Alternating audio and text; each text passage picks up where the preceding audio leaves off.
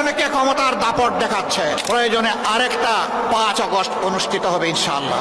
অনেকে আমাদের banner, festoon, placard, আমাদের পোস্টারগুলো ছিঁড়ে খান খান করে ফেলছে। জনগণ আজকে আর গাছের পোস্টার, লাইট পোস্টের পোস্টার, রাস্তার উপর দড়ি দিয়ে সাঁটানো পোস্টার দেখে সিদ্ধান্ত নেয় না। আজকে তারা সিদ্ধান্ত নিয়ে ফেলেছে, যাদেরকে তারা ভালোবেসেছে তাদের বুকের ভিতরে তারা পোস্টার স্থায়ীভাবে স্থাপন করে দিয়েছে। কিছু দল এবং ব্যক্তি বাংলাদেশকে দফায় দফায় তারা দুর্নীতিতে চ্যাম্পিয়ন করে বিশ্বের দরবারে অপমানিত করেছেন।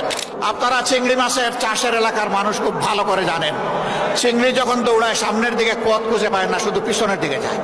আগামী নির্বাচনে চলে বলে কৌশলে কেউ কেউ আমরা শুনতে পাই বিভিন্ন জায়গায় বসে ষড়যন্ত্রের জাল বুনছেন।